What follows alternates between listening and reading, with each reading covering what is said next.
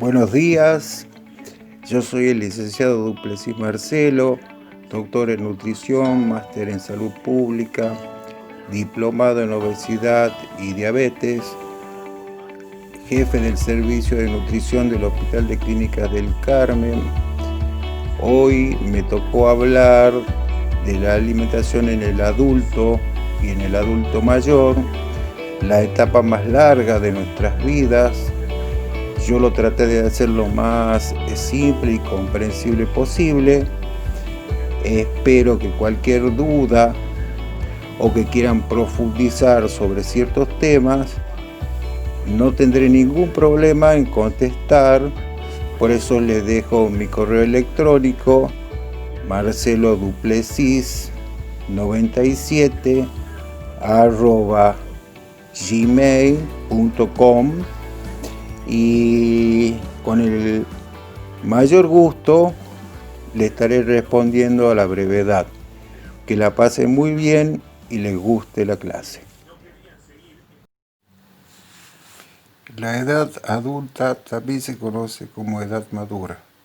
La madurez es el estado de crecimiento y desarrollo completo que por lo general se produce en el periodo de vida comprendido entre la adolescencia y el adulto mayor, e incluye el periodo en el cual el organismo es capaz de reproducirse. Necesidades nutricionales. Como en todas las edades, la alimentación en esta etapa de la vida debe reunir las características generales de la alimentación correcta. Debe ser completa, equilibrada, suficiente, variada, inocua, que no hace daño, adecuada a las circunstancias particulares del adulto.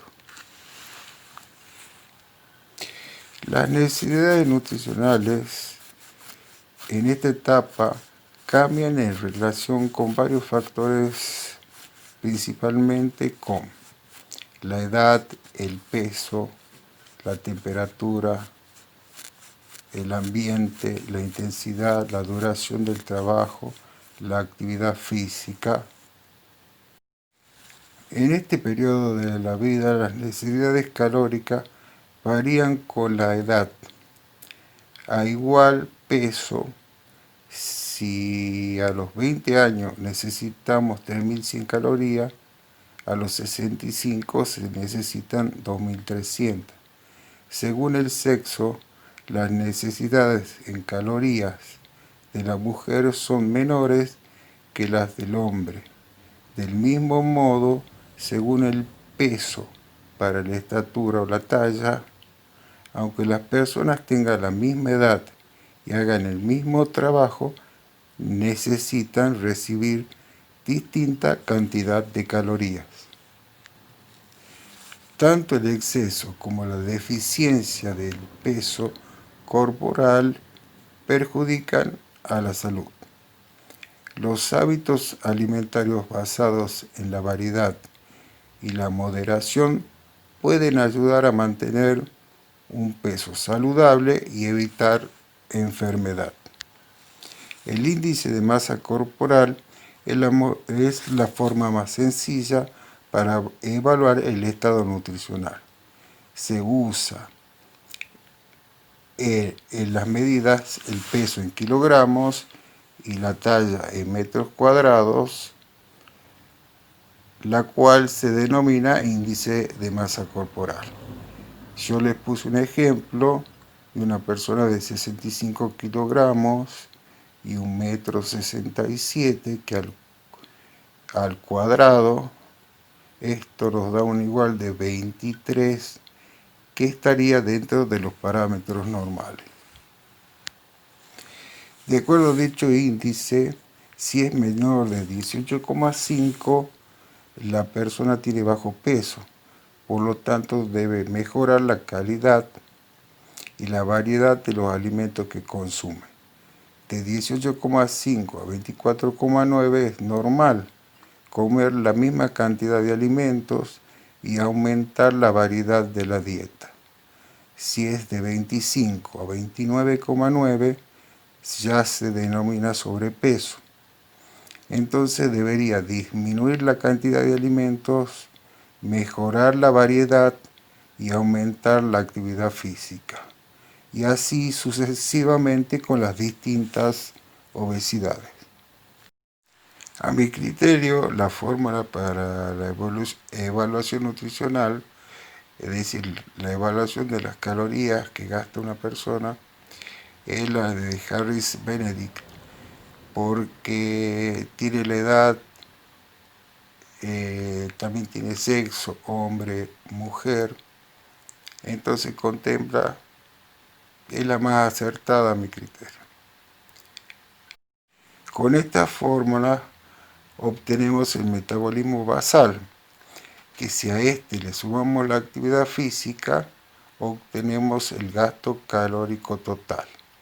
Es decir, permite el cálculo de la ingesta diaria de calorías recomendadas de una persona para mantener un peso actual. Por ejemplo,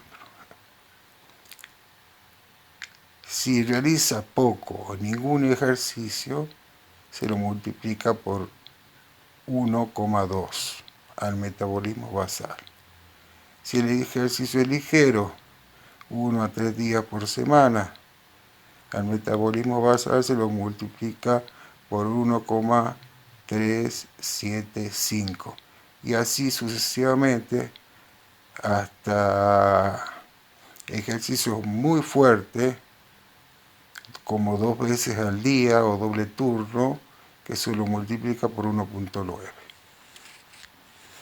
La anamnesis nutricional no solo puede reducir el tiempo de consulta, sino que también proporciona una mayor seguridad para que los profesionales se aproximen y conozcan aún más a sus pacientes, demostrando que su función va más allá y favoreciendo la generación de confianza en la relación y logrando resultados mucho más provechosos. La longevidad, principalmente como consecuencia de los progresos de la atención en salud.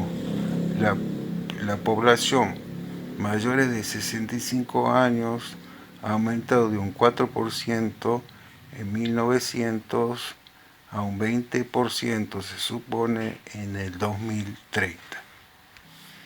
La distribución de los alimentos es un tema importante.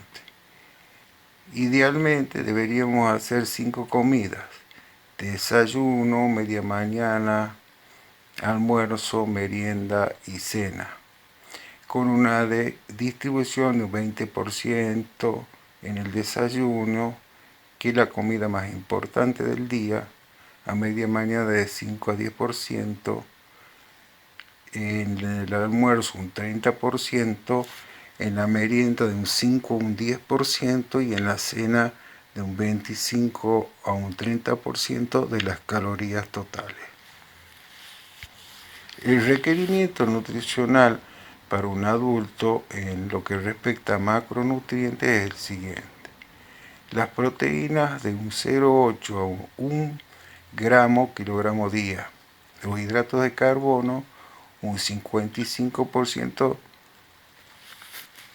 de kilocalorías totales, lípido un 30% de calorías totales, y de este 30% un 10% de ácidos grasos poliinsaturados, 10% de monoinsaturados y 10% de saturados. Alimentos y porciones diarias. Con respecto a las verduras, en estado fresco, congelado, enlatado, seco, 5 raciones diarias. Por ejemplo, para hacerle simple, lo hice en tazas, es decir, como las tazas de desayuno. Una taza de hojas de verduras crudas, media taza de verduras cortadas, media taza de legumbres o arvejas cocidas, un cuarto taza de jugo de verduras al 100%. Estos serían raciones. Con respecto a las frutas, 4 raciones diarias. Cada ración sería una fruta mediana entera, media taza de fruta cortada, un cuarto de taza de jugo de fruta al 100%, un cuarto taza de fruta seca o desecada. Con respecto a los granos o cereales, por lo menos la mitad deben ser cereales integrales, de alto contenido de fibra dietética. 6 raciones diarias sería lo conveniente, y por ejemplo tenemos una rebanada de pan, sería mejor si es de salvado, una tortilla pequeña o una taza de copos de cereales listos para comer, o 28 gramos, que sería un octavo de taza de pasta o arroz crudo, media taza de arroz, pasta o cereal cocido, media taza de palomitas de maíz abiertas. Los lácteos son importantísimos. Serían 3 raciones diarias en un adulto normal, pero en el caso del embarazo o el adulto mayor serían 4 raciones. Y esto implicaría, por ejemplo, una taza de leche descremada o una taza de yogur o 50 gramos de queso descremado. Continuamos con las aves de corral, carnes y huevos, alimentos proteicos por excelencia. Debe ser magro o extra magro, sin piel ni grasa visible. Serían 8 o 9 raciones semanales, que los ejemplos serían 90 gramos de carne, de cualquier tipo de ave, de carne roja o de pescado, o un huevo, o 2 claras de huevo. Lo que respecta a pescado y marisco, preferiblemente el pescado graso que aporta ácidos grasos omega 3. 2 o 3 raciones semanales estarían bien, es decir, 90 gramos de pescado o mariscos cocidos. Continuemos con los frutos secos, semillas y legumbres. 5 raciones por semana sería lo ideal. Ejemplo, una cucharada de mantequilla de maní, 2 cucharadas o 15 gramos de frutos secos o semillas, un cuarto de legumbres cocidas. Las grasas y aceites, preferiblemente insaturados, 3 raciones diarias, es decir, por ejemplo, una cucharada de aceite vegetal, que puede ser de maíz, de oliva, de soja, de cártamo, de colza, una cucharada de margarina suave sin trans, una cucharada de mayonesa de baja en grasa, una cucharada de aderezo ligero para ensalada.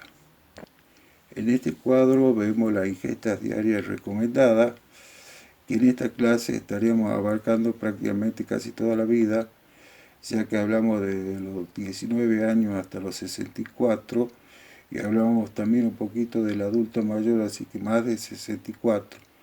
Así que imagínense, si se ponen a ver ahí, es prácticamente toda la vida. Hidratación. Los requerimientos de agua no son iguales en las distintas etapas de la vida. Es así como en los adultos mayores oscilan entre 30 y 35 mililitros por kilogramos de peso día. O bien 1,5 mililitros por cada kilocaloría ingerida en la dieta. Ello implica, para ser más sencillo, un total de 2 litros a 2 litros y medio día, equivalente a 8 o 12 vasos de agua. Clasificación. El crecimiento y número de personas sanas y activas en el extremo inferior de la tercera edad condujo a la necesidad de formar grupos de edad más reducidos. De 65 a 75 años se denominan adultos mayores jóvenes. De 75 a 85 años, adultos mayores. Y de 85 a 95 años, adulto mayor. La esperanza de vida significa la duración promedio proyectada para una población de cierta edad y se asociaría a factores genéticos, actividad física continua, a funciones respetables y productivas en la sociedad, mejora en la atención médica, estándares de vida mayores, en una gran proporción al mejoramiento nutricional. El proceso del envejecimiento es un proceso que comienza en la concepción y termina en la muerte. Durante los periodos de crecimiento, los procesos son anabólicos, exceden a los catabólicos. Una vez que el cuerpo alcanza la madurez fisiológica, la velocidad de los cambios catabólicos o degenerativos llega a ser mayor que la regeneración celular anabólica. La pérdida resultante de células conduce a diversos grados de menor eficiencia y la alteración de la función orgánica. Por tal causa, se efectúa una pérdida progresiva de sensorialidad, los sentidos del gusto, olfato, oído, tacto, por lo que se disminuye el apetito. El estado de la salud bucal, falta de salivación en el 70% de la población, pérdida de piezas dentales, sistema gastrointestinal. Varios cambios afectan al apetito. Efectos exagerados de la colecitoquina, hipocloridria, disminución en la absorción intestinal, estreñimiento, laxante, que se relacionan con la hipoalbuminemia. Otras partes afectadas son la parte metabólica, disminución de la tolerancia a la glucosa, aumentando la glucosa plasmática en 1,5 miligramos sobre decilitro. El gasto metabólico basal disminuye un 20%. En la parte cardiovascular, los vasos sanguíneos se vuelven menos elásticos. En la parte renal, la función renal puede disminuir un 50%. En este proceso natural del envejecimiento es muy importante cuando afecta en la forma de sarcopenia, es decir, la depresión del tejido magro y aumento del tejido graso. Disminuyen las proteínas corporales de un 30 a un 40%. Pérdida tanto de proteínas musculares como viscerales. Las viscerales, por ejemplo, tenemos los intestinos, por eso tenemos tantos problemas de estreñimiento, etc. Neurológica, estado confuso. En la parte de inmunocompetencia también declina con la edad. Factor psicosocial, son incapaces de mantener una dieta saludable si sufren de aislamiento social. Por lo tanto, todo plan de alimentación debe respetar las leyes de la alimentación. Estas leyes se relacionan y se complementan entre sí y se resumen en una sola ley general. La alimentación debe ser suficiente, completa, armónica y adecuada. Es muy importante la parte de la adecuación. Es la más importante, ya que nosotros como profesionales de la salud nos debemos adaptar al paciente y no lo contrario. Acá le puse una tabla como resumen de las ingestas diarias recomendadas en energía y macronutrientes. ¿No es cierto? De proteína 0,8 gramos kilogramos día, de lípido un 30%, ya saben que hay que dividirlo en 10, 10 y 10, de mono, poli y saturados. Colesterol 300 miligramos, menos de 300 miligramos, y hidratos de carbono van de 50 a 55%. Esta distribución con respecto a alimentos se podría hacer de la siguiente manera. Para cubrir los saturados están las carnes, embutidos, leche, mantecas, queso. Los monoinsaturados, aceite de oliva. Poliinsaturados, aceite de girasol, maíz, cereales, frutos secos, pescados de mar. Colesterol, huevo, manteca, queso, hígado. Pero las proteínas, el aporte proteico en el anciano puede verse comprometida debido a múltiples causas, tales como los trastornos de la masticación, cambios en las apetencias o en el apetito, costo elevado de los alimentos proteicos, alteraciones digestivas, procesos patológicos intercurrentes. Esta ingesta insuficiente de proteína produce una disfunción del sistema inmunitario, mala evolución de la enfermedad, aparición de edemas y úlceras de decúbito, mayor número de infecciones urinarias, respiratorias y heridas, mayor pérdida de masa muscular, astenia, depresión y movilidad. Acá encontramos, hablando de proteínas, un grupo de alimentos que aportan de 17 a 20 gramos de proteína, por ejemplo 100 gramos de carne, o 4 yogur, o medio litro de leche, o queso tivo, 70 gramos, etc. La ingesta de carbohidratos debería ser aproximadamente de un 50 al 55%, como lo dijimos, del total de calorías de la dieta, con mayoría de carbohidratos complejos y en restricción de los simples.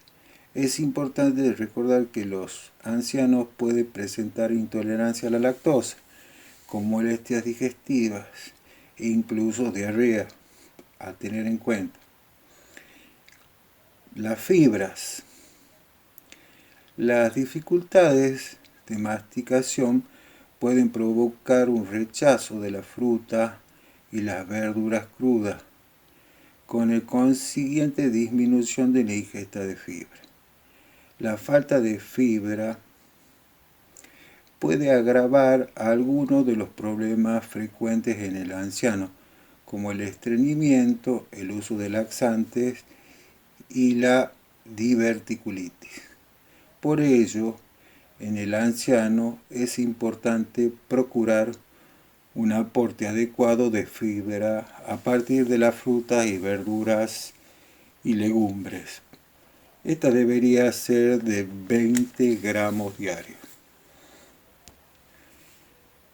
Grasas. El anciano necesita un aporte de grasa adecuado, como fuente de energía, vehículo de vitaminas liposolubles, también para mejorar la palatabilidad de la dieta, es decir, el gusto de la dieta. Las grasas deben aportar como máximo el 35% de la energía de la dieta, con una distribución del 10% de ácidos grasos saturados, 10% de poliinsaturado y el resto como monoinsaturado. El aporte de colesterol no debe sobrepasar los 300 miligramos al día. Las vitaminas son sustancias imprescindibles para el buen funcionamiento del organismo, ya que el hombre es incapaz de sintetizarlas. Es necesario que su aporte a través de la dieta sea adecuado y suficiente.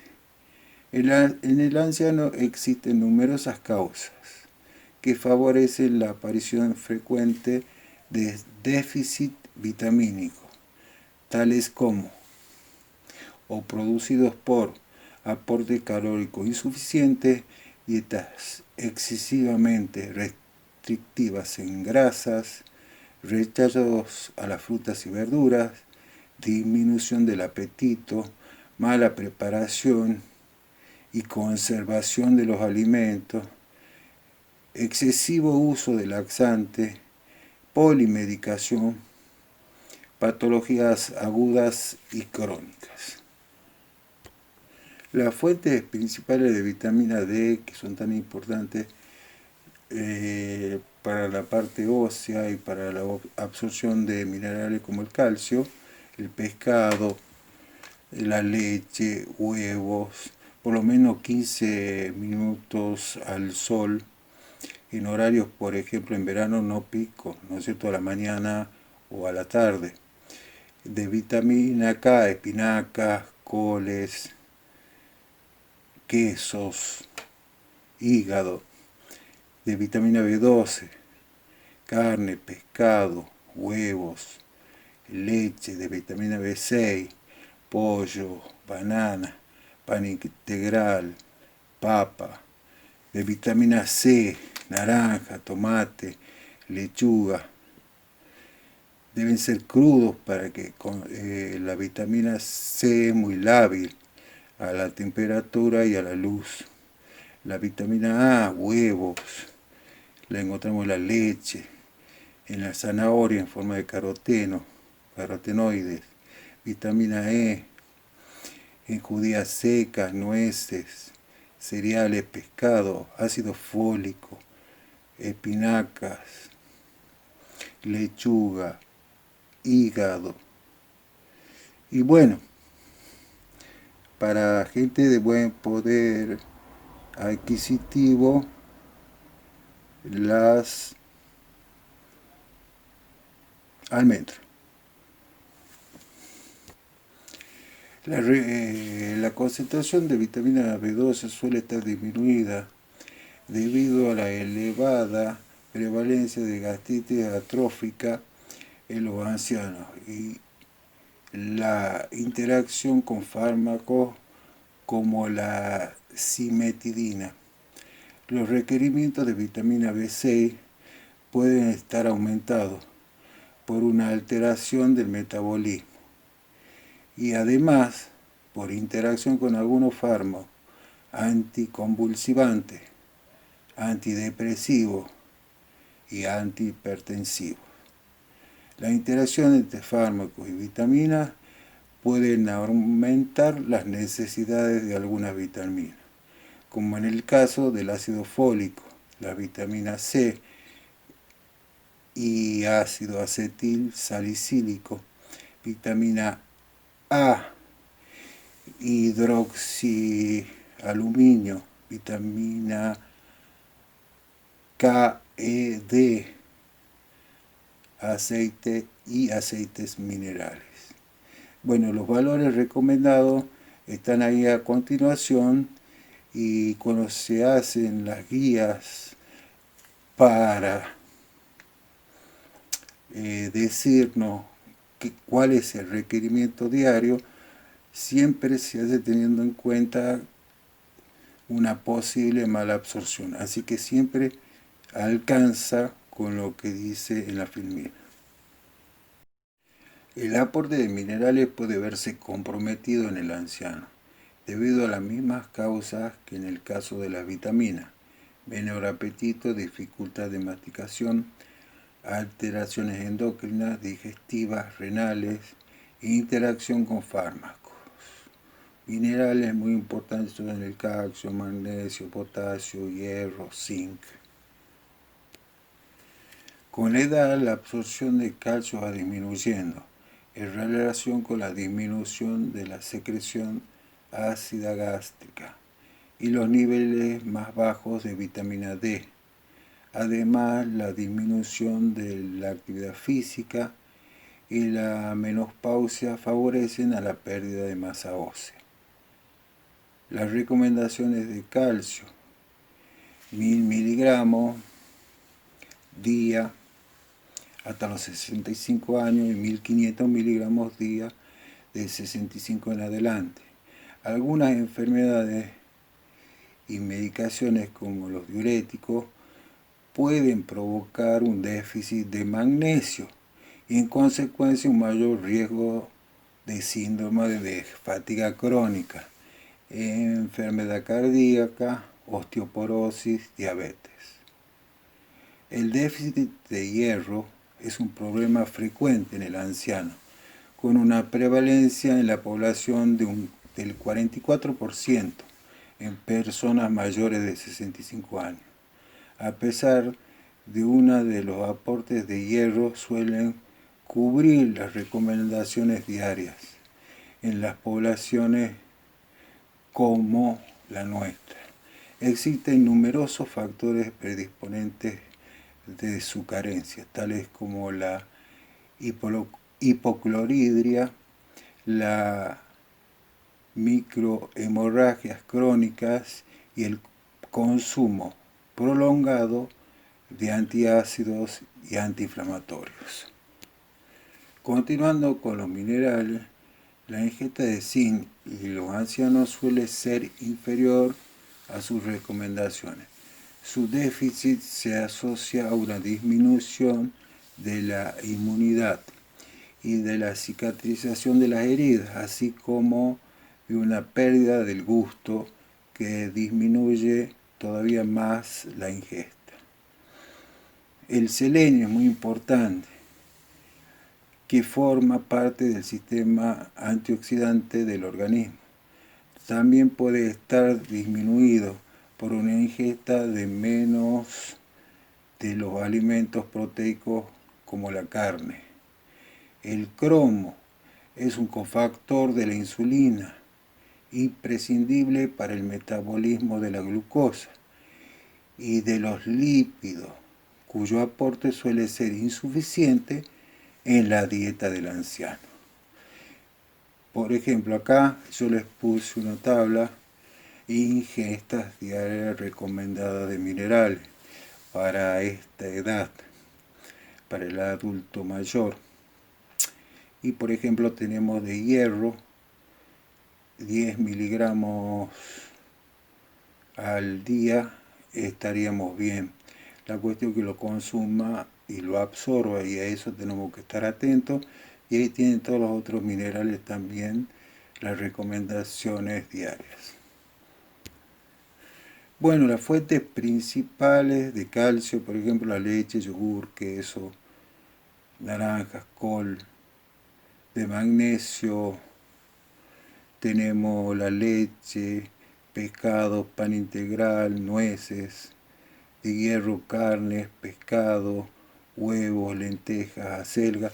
Ya sabe que la carne es uno de los factores facilitadores de la absorción de hierro, junto con el ácido ascórbico, que es la vitamina C.